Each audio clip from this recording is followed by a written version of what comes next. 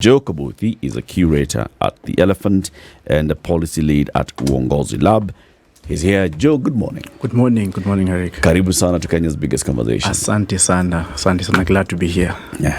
That's a hot seat of the Situation Room.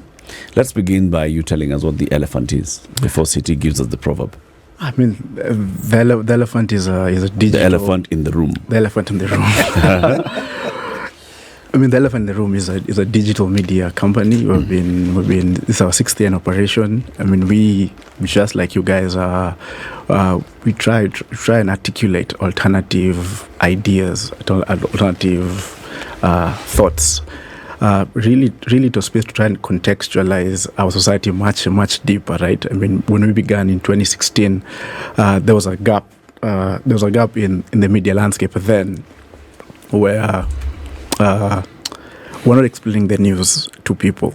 So I think our argument was there was need to go deeper, to go further, to try and give much more history, background, a bit of context to our viewers, try and explain to them what's happening around them outside of City Muga is in the studio, but why is City Muga in the studio, that kind of thing. So, right. Yeah, so I mean, so it's really journalism. So it's just basically asking, who is this City Muga in the studio? Absolutely. What's his background? Where has he come from? What has he been doing before he got here? What is he doing now? And all those questions. Absolutely. Sawa. City, you're in the studio. I'm actually in the studio. What am I doing here? Yeah. Well, what I'm doing here, I will not state, I will exemplify, I will put it into practice so that you can see. Our proverbs for this week come from the country of Chad. The previous week, the proverbs were from Kenya. If two wise men always agree, then there is no need for one of them. If two wise men always agree, there is no need then for one of them. Joe, what's your interpretation of this?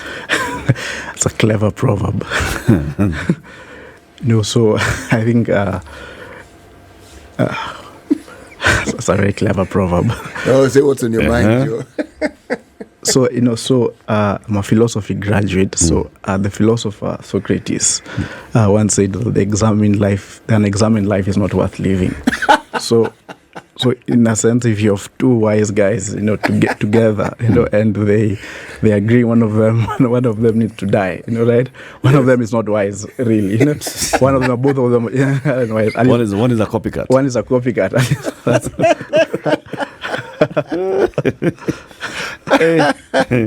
And that perspective, I was not expecting. One is Bonoko. You penned something on The Elephant, theelephant.info, some 3 months ago in April. And the headline of it was of interest to us. Kenya on the cusp of great change. And just in summary, you say a fundamental contest between two orders is taking place in the country. Will Kenya's progressives seize the moment to catalyze a progressive vision for socio-economic and political change in society? And basically, you're looking at what was happening around that time in April. Azimio had called for rallies. In fact, they were doing 2 rallies per week. The issues that were raising and what the government was then doing. And you're saying, all these things that are taking place, they are leading towards something. What did you have in mind if you just take us back to April? So a bit of context, right? And I think we have to look at Kenya's political history for us to understand this particular moment that we are in. So Kenya, like many colonies across, colonized by the British, right? But interestingly, how the British, when they were going around the world colonizing India, Kenya, other places, was the imagination of the societies was different. So India, and just like Kenya as well, when they came here, they looked around and they said, listen, these guys, there are a few natives running around. This looks like 16th century England. Right? So it was actually the models of England in the 16th century that they actually replicated in their colonies. So here in Kenya, they looked for chiefs, local chiefs. They propped up, they send their sons to school. They set up institutions where their sons, mainly sons, and a few daughters, and they really fashioned Kenya and many of their colonies like 16th century Tory England. So it's aristocratic, feudal, land gentry, etc. And this was actually this is how Kenya was fashioned. This was our initial elites post British invasion had a feudal logic. And one of the ways that actually to bring this argument home, I like to say is if you, I find interesting that you can find 50-something, 60-something-year-old men, especially, saying I went to Alliance, and I have nothing against going to Alliance. I think it's a great school, but that's a very feudal logic. It's a very old Tory England where there's a kind of space that you need to occupy to be, in a sense, an aristocrat. And you're a land gentry. You have many pieces of shamba, and if you look at it, for instance, even take the argument further. If you look at our laws, the penal code, our laws, colonial laws, look at our the alcohol laws. Natives weren't allowed to drink. It was they couldn't handle their liquor. Only the natives who were allowed to drink were the ones who were schooled, who went to Duke of Shire, now Nairobi School. Those are the guys who were allowed to drink because now you can handle your liquor. Again, if you look at our colonial laws, we still have part of that logic today, is that when Africans would kill animals, that was called poaching. When the whites would kill animals, that was called game hunting. Yeah, there you go, right? And you still have that stuff. You go to northern Kenya, Dr. Mordecai Ogada writes about this a lot. We still have part of that feudal logic. So come independence, by and large, the Africans who negotiated for independence came from that order, right? Many of them were schooled into that logic. If you look at many of the leaders of that time, this is the knowledge ecosystem that they were bred from. They went to Alliance, right? If you look at our first cabinet, I think it was 16, if I'm not mistaken. I think 10 out of the 16, if I'm not mistaken, were actually from Alliance, right?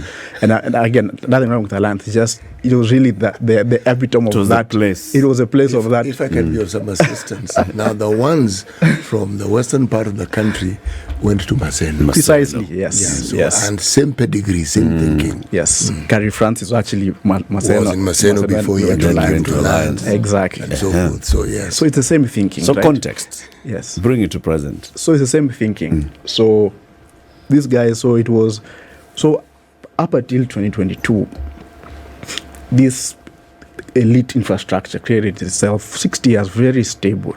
And that is part of the reason why Kenya, we've now gone into really deep civil war.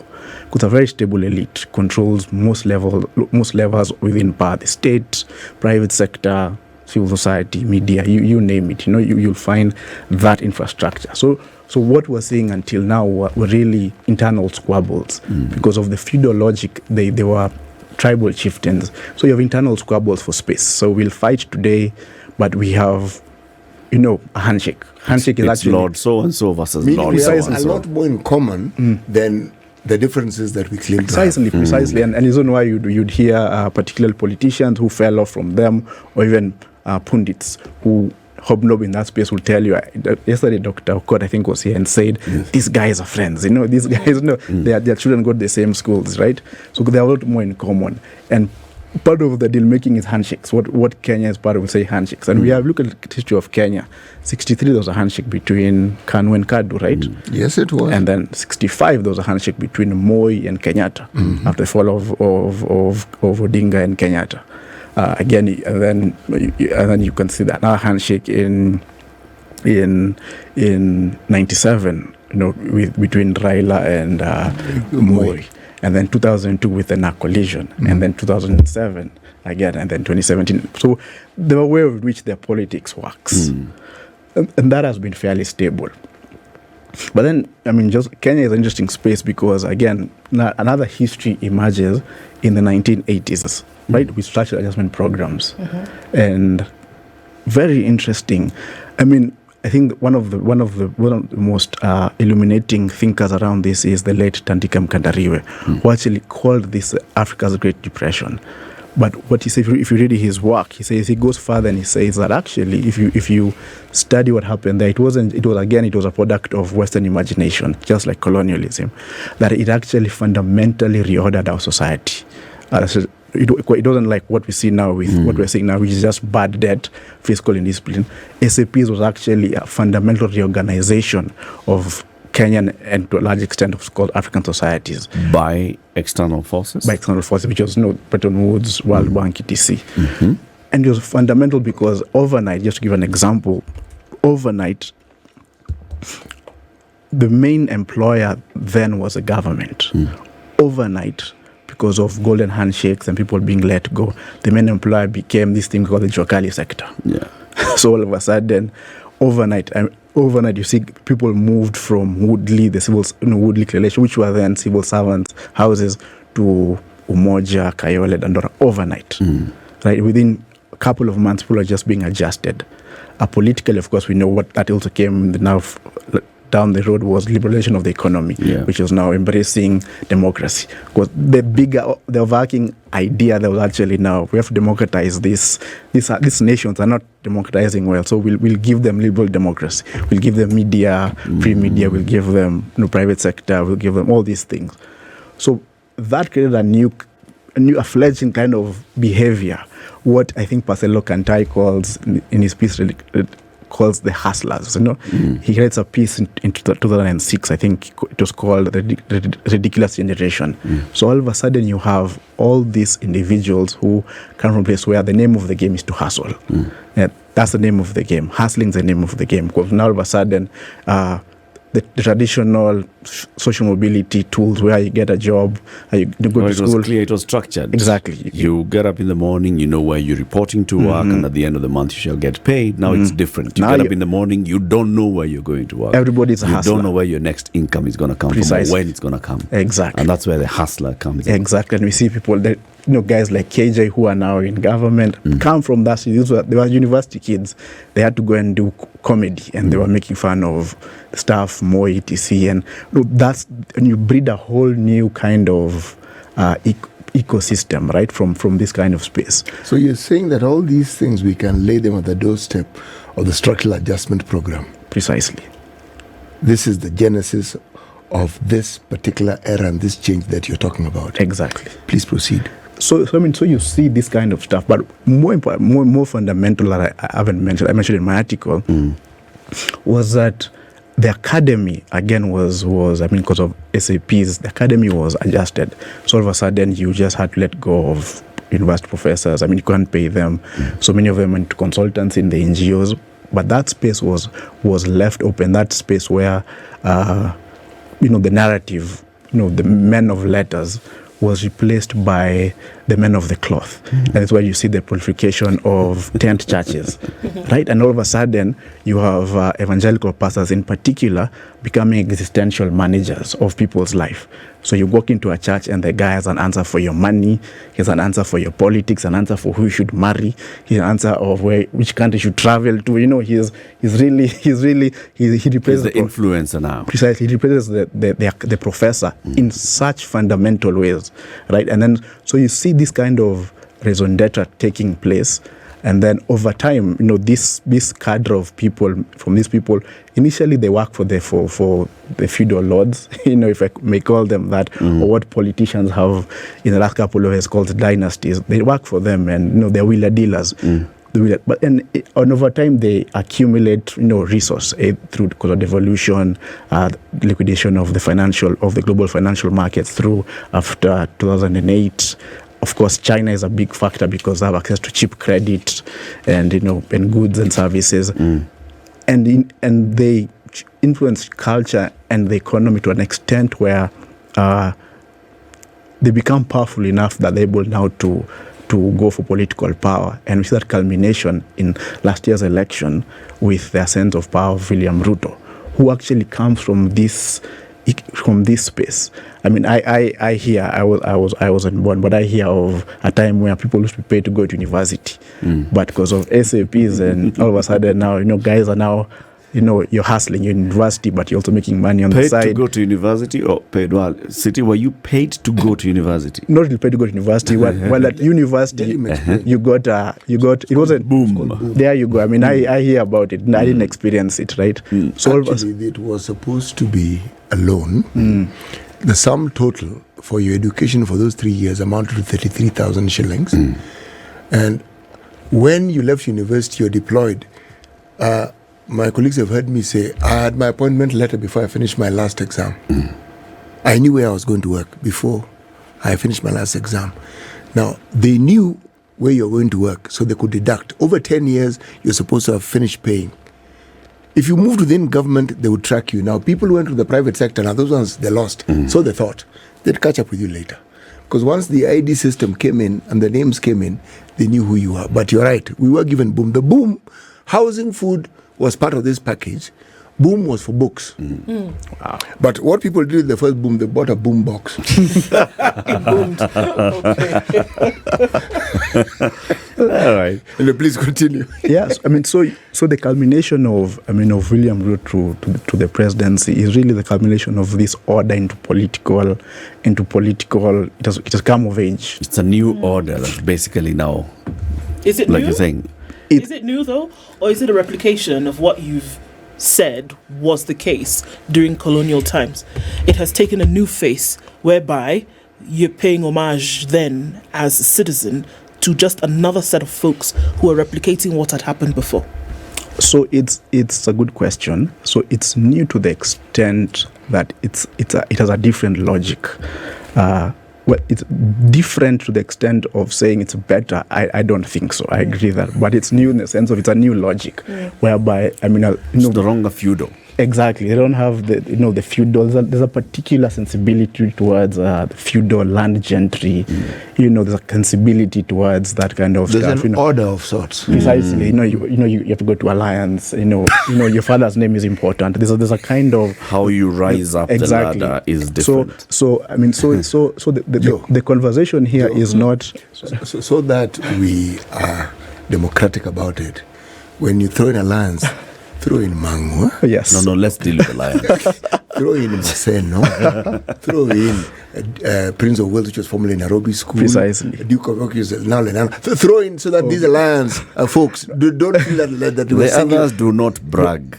I think unnecessarily. I think it's because the meme in the last decade, particularly on social media, how it really captures for me that this zeitgeist. man has not sat with the people who went to Maseno. That's why he's saying they brag unnecessarily. Of course. With every sentence, you'll be reminded. Even St. Mary's the allies. Yeah, so you see, But you see, that's not it. Okay. And what about Kakamega? I mean, until you feel quite the rest of us go to school. But anyway, please go on. But it's basically just a representation of all those. When you say Yes. went to alliance, Yes. It's because that's representative. Yes, also It's because the it captures the meme of Yes. particularly on social media about a guys on a funeral, and you see a guy in the back when the guy is when the body is being tied Lord. down, the guy at the back and saying I went to alliance. So it really captures that. So, but to go back to what Ndu said, I think it's different in that sense. It's a different order. It's a different order, and it's not new. I mean, I don't want to go into political theory deeply, but it's not new to Kenya. Exactly. Europe also had went through the same transition, where they had aristocrats. They had Europe pre 1500 really was a purely really feudal society. And then what you see is the coming of what they call European bourgeoisie. Yeah. What we are saying is it actually has very similarities to actually what happened to Europe that's happening again in Kenya. What are the impacts on society today? What are the effects that we're seeing? We knew very well what happened with the feudal system then, and how then people again were subservient to a particular power. And then folks felt as though they needed to come to a place whereby they then would be paid the same subservience. What do we see today in Kenya, whereby you have both sides of whatever now ruling elite they were, either clashing or working together? But what effects do we see that on society? So I think the biggest effect now is the transition, right? And in Europe, the bourgeoisie or these guys that replaced the feudals had one advantage: imperialism.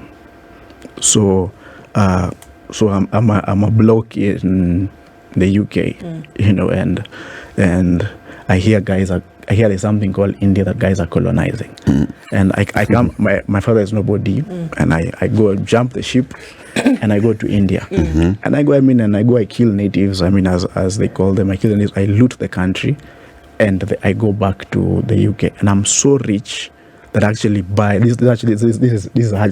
buy my way into the aristocracy. But since guys asking, but since we can't trace who you are, that's creating contradiction. But I'm rich like you. Why do you mean I can't be like Doesn't you? matter where I come from. Exactly. But then the advantage they had is that now, if we look at, for instance, Liverpool as a city, it was actually a slave port. Yes, it was. It created so much wealth that these guys were able to now attain political power, and they contested power within Europe, and not just in the UK, France, Germany, Russia, that they contested, that they changed the governance systems. In the UK, for instance, what we call the bloodless revolution of 1688 was actually a contestation between the aristocracies of old and the new class of guys who are now like, hey, listen, we are here. We got our money as well. Exactly. And the only thing that they did, the landed gentry of old have titles that you can inherit. The other titles you cannot inherit. Yeah. You have the It's title, yours. it's yours. When you pass, your children become wananchi watukufu. Yes. So what impact did it have then on society? So, as I said, Or does it today? they had the advantage of imperialism. So for their societies, they were lucky in that regard. Whereby, so they were raping and pillaging the global south, and taking the wealth there.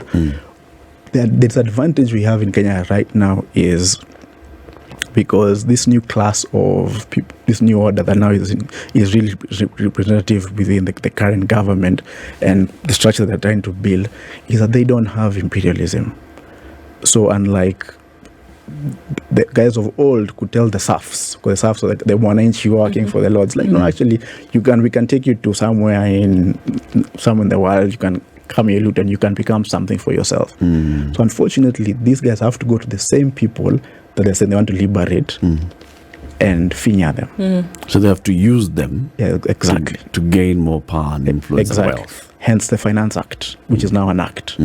Hence, you have to go to the same people to say, listen, where freedom is here, but freedom costs something. I have to now come, because the guys in Europe had the advantage, because I could take you to some place in the new world, and you come back and you're like, yeah, actually these guys are better than the dinosaurs, because but then that's the crisis we are facing now, because now for them to create this new thing, they have to go to the same people and say, listen, hey, for freedom we have to.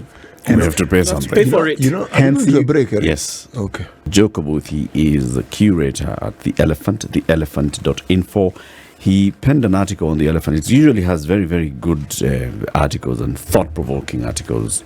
In April, Joe penned this one, Kenya on the cusp of great change. And he was looking at what's been happening in Kenya politically and where we are at. He says, we are right on the cusp of great change. The question is, will those who are progressives actually recognize this opportunity and seize the opportunity? That's what we're discussing. Joe Kobuthi, who is a curator at The Elephant and also policy lead at UongoziLab, being hosted by Eric Latif, Ndu Oko, and CT Muga. CT? At the heart of imperialism, there's colonization. And it's extending power by, usually imperialism, they use military force. But if you have to contextualize it, it's as though the constitution is part of the tool that is actually being used. Meaning, Eric and I were having a little tiff on this earlier on, because it's a pet subject of mine, how this particular government is corralling us into a certain position by, you hear of amendments here, amendments this. Uhuru had his fair share of amendments, but this particular government and the people around it, even those who purportedly in the opposition, for instance, things that bring a check and balance, say, for instance, when it comes to matters of morality and ethics, they're not tweaking it, they're changing it completely. So, essentially, you'll find yourself as a citizen in a position where you don't really have very much say about very many things. Those in power will more or less have a hold. Is this what you were alluding to, or the direction in which you're heading?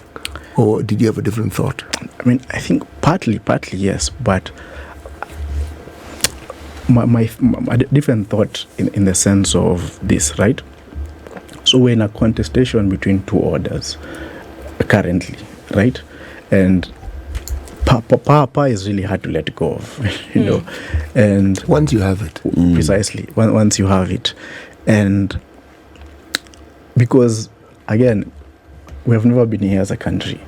So previously it was one order had it, and what you had, it was internal squabbles between them. You know, it was just, it was representation. You know, it was, spread the cake, etc. But now these guys are coming and they want to replace the whole system.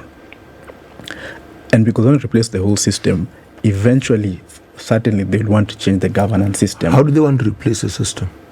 What tool are they using, in your opinion? So far, I mean, it was 9 months into power, right? So far, what we've seen, for me, the first real policy change that you can see is the Finance Act.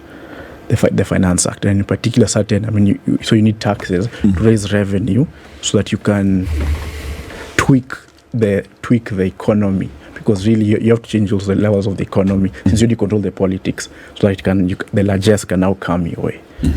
In particular, is the housing levy.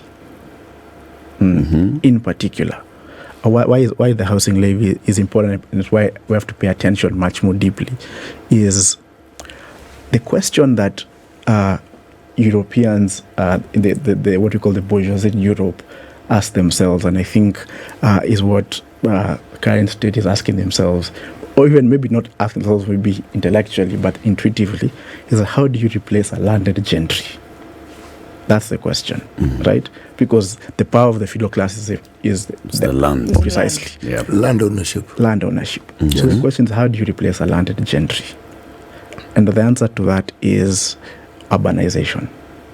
Europe used manufacturing and urbanization to replace them. So in essence, you're saying the Industrial Revolution is, in essence, one of the factors that actually ushered in the changes that you're talking about. Exactly. They replace them. So all you have land in, good for you. You go and stay in that land. Go and stay in that land. We have moved to the city. We are working in the local industry. Exactly. So you move the serfs to become laborers. So how do you do that here?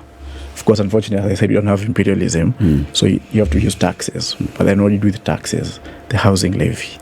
I mean, if talking about the estimates that I've had from sources, including the PS Hinga was here a couple of weeks ago, that they intend to build 2 million houses, 1 million houses in the next 5 years. I mean, if you move 1 million houses, these are flats by and large. So I'm thinking, if you have, say, one household has, Kenyan household an average of 3 point something going on 4 people. Yeah. So if you say, you're moving 3 million people by and large from rural areas or rural towns into these new spaces, you're going to create a whole new economy. Whole new economy. If you just drive along Mombasa Road, when you go, for instance, to the Chinese built a project somewhere in Athi River. It's called Great Wall. Yeah, Great Wall. Yeah. Because I lived around here years ago. And before. It's a company owned by the main directors of Chinese origin. Exactly.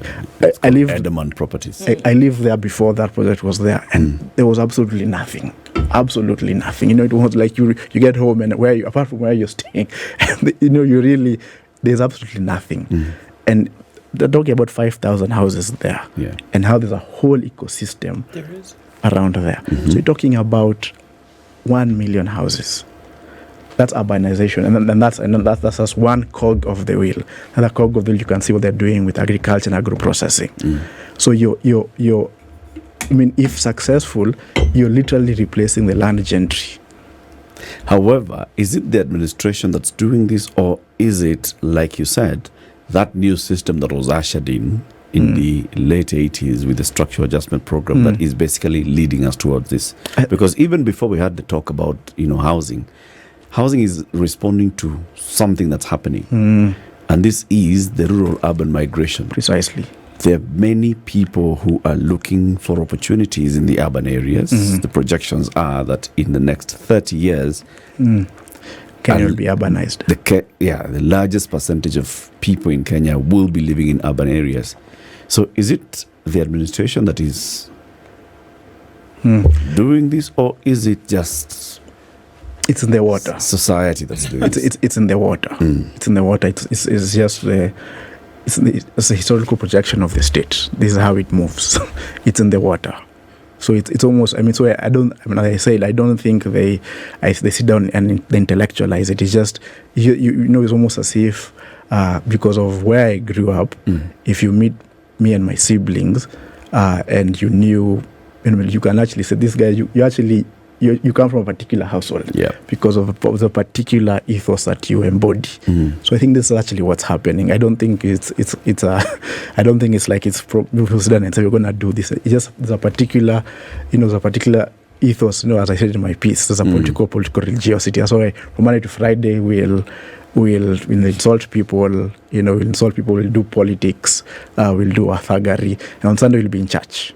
Then it's not a clash of two orders. It is everybody doing the same thing. No, it is a clash. It's a natural progression of a people. It's organic. No, is there any other side that is pushing back on this? Yes. Or doing the opposite? Yes. You're saying that there's another system that is trying to suppress urbanization. No, not urbanization. Let's look at that. It was an example. Like this using that example. This is a trajectory. Is there something that is like, trying to push back against urbanization, that's trying to push back against this new thinking, trying to push back against MSMEs? Because that's what our Juakali are.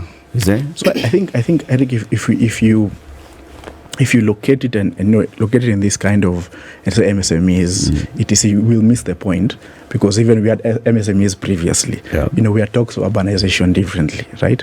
But it's again, because we shouldn't use the tools of engagement to miss out on the broader philosophical, political stuff that's happening. Because I have a phone here. I might use this phone to call somebody. I might use someone to beat somebody. If you pay attention too much on the use of the phone, you'll use the function of what I want to do with it. So, and that's what you're saying, two orders. To be very practical, look at opposition. Azimio, by and large, represent the older order. They come from that school of thought. The tension we're seeing right now is because they don't want to let go of their way of doing politics, of the way of doing politics, of what they represented. They don't want to let go.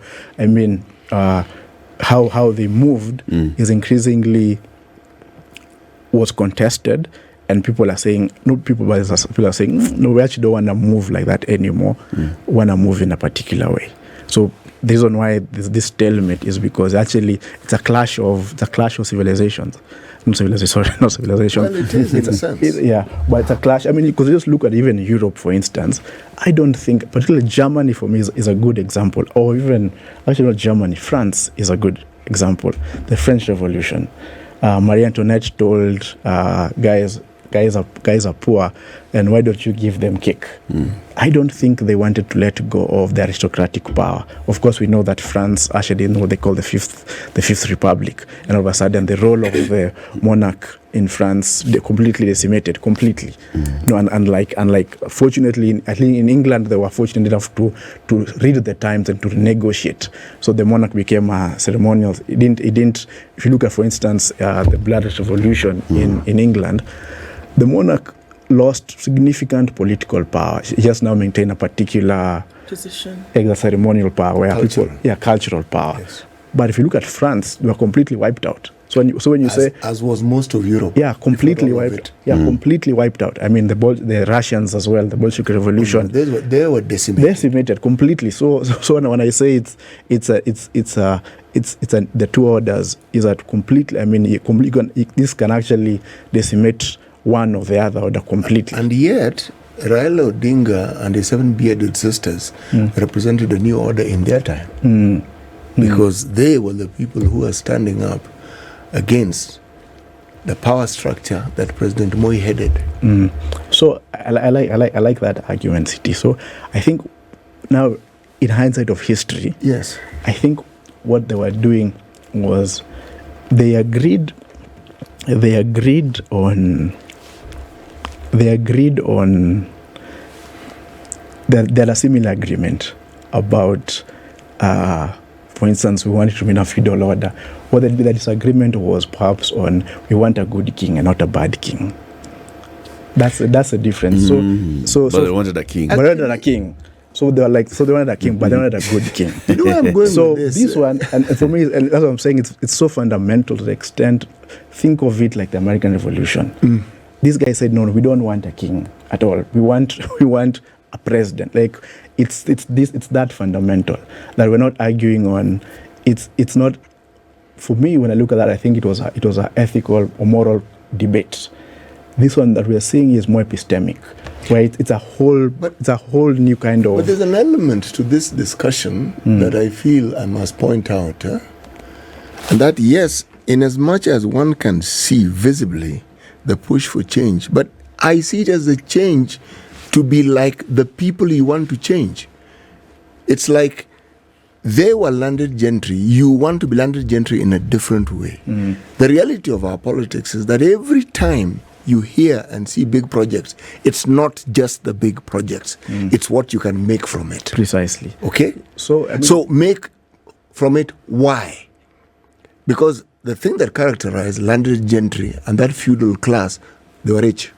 That is true. I mean, and the new order, Raila and his ilk of that particular era, one of the things that we saw was absorption of these people into the system. This lot that we're saying are the new kings the new kids in the block. The difference, yes, as you say, exists, but so that they can replicate what they have seen. Because if I'm looking at the driving force, the driving force is to accumulate into and to consume conspicuously. And on that we agree. Even in Europe, between the bourgeoisie and the kings, they said that. In fact, those who it was the same thing. Just for them, it was actually just two things: is that they needed a new system of managing empire, where they didn't agree with this thing for father kingship, and they just needed new ways of accumulation. Yes, So they agreed. Their dispute was, for me, and I think that's why this hustler conversion is interesting. Hustlers don't want to change the game; they want to change the rules. Yes, and this is why I'm saying it's a new order. They want to change the rules. So they both agree on the extractive element of the state. Yes, they're in agreement there. What they disagree with is on how the extraction is taking place. I would argue the extent of the extraction. I would say who extracts, who has legitimacy to extract. So in the case I said earlier, is that I want to kill an animal, I don't say I am poaching. I also want to, but since and he was here, I think, last year, which is very important, and he said something which I think and to emphasize, and he said that he said he even had a conversation with Ruto, with the President William Ruto, and he said that he tried everything and he hit a ceiling, right? And he said he hit a ceiling, and that he was even told, you can't be president, and he said that ceiling, that's the ceiling they're contesting, and they've realized is because they don't have the land gentry feudal appropriation that the British gave them. What do? You change the rules. You change the rules. You know what? That's what the bourgeoisie did in what Europe. The gentry did with the bourgeoisie. Exactly. There you go. You see the term nouveau-riche. Now it became old money versus new money. And new money was gauche. So essentially, it's like it was tainted. But it was new money. In fact, old money was even more tainted if you look at the history of it. Right. Infinitely more tainted. Absolutely. But it had been cleaned up over time. Yes, Exactly. because it had been there over time. Exactly. Somehow it had become acceptable. Now, I would like, in this country, that problem won't be there. Of what? Cleaning up old money? No, or new money. The Of problem having won't be to there. Money is money. justify. Precisely. We long accepted the term money is money. So that hurdle they will not be able to overcome. So when you get to the point of extracting, these new kids on the block have no limits. That's true. Are they rewriting rules? And remember, if I understand you correctly, Joe, the new kids on the block are not necessarily those who are in top leadership. They are representative of Yes. a wider thinking. So is this new thinking really rewriting laws? Would we say that the hustlers, that hustler movement, They're across changing the country, rule. They're changing the rules. In order for them to keep playing the game, On their terms. On their terms. right? Precisely. I mean, it's just like, and for me, if you, this is, I think, as I said, I don't want to go into political theory deeply, but this actually it's how the states, Europe gave us. This is a template Europe gave us, and we're following that same template To the letter. to the letter. Now, even the bourgeoisie, I don't think they wanted to. They knew they can't be kings and queens, but they wanted to be rich. You know, they wanted to be rich, and in fact, like it's actually Shashi Tharoor, the MP, Indian MP, his book Inglorious Empire, who actually articulates this thing so well, and he says in India, it was actually in India. These guys went to India, looted India, went back. Initially, they were buying their ways to become lords, but after a while, guys were like, "Hey, no, but hey, you're not lords. Like, you know, like we can't trace your lordship." Your lineage. Yes, and they were like, "Okay, then we'll change the rules of the game." So it's the same thing we're doing. Didn't he say this here last year, right? That, I mean, the president reached a point where he was told that you can't be president by the former president, and he hit a feudal ceiling, and he said, okay, then they are changing the game. So then the question, I think, which is very important, is that if you're looking at a nation that one would hope that really then it starts to thrive on proper leadership and good governance and things like this, is there room for somebody who is not in your old age way of doing this, is not a representative of the bourgeoisie, is not representative of the nouveau riche, is not anything like that? Is there space for anybody else who considers themselves a citizen of this country and wants to be able to be in a position of proper leadership and not clamoring to be part of this elite club, right? Changing the rules or otherwise.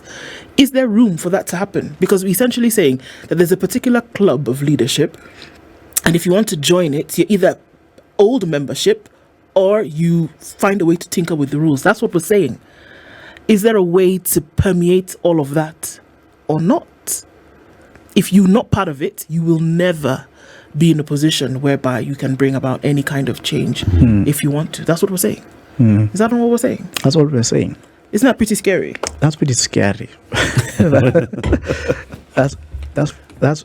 I mean, we are here. I mean, at least in my view, as a country, because we didn't answer during independence. When we were negotiating for independence at the Lancaster conferences, there were 7 questions that we didn't answer. So now it's really we're really going down the rabbit hole of not answering these questions. And there were 7 issues that were being debated by people then, our national leaders, intelligentsia, but because of again the factors therein, we just said, listen, let's just first get independence, and then because the British told us, you guys don't agree quickly, we're not having this negotiation until a further date. So let's first get independence, and then we'll discuss things later. We didn't answer those questions, and now we're really a victim of our inertia. And the seven issues that were not answered was a question of territory. What constitutes the Kenyan boundaries, and tied to that, a question of geography, right? what's in this country that is ours, from the mountains, the lakes, the rivers, what's the forest, what's also underneath the soil.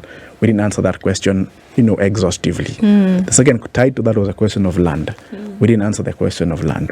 We have done parchments of that from, the 1 million acre fund of 63 to Ndongo land. But let me ask, in which country is this question of land ever really exhaustively covered? That is true. But the thing is that we didn't even go that trajectory. We just these 7 questions that I'm saying.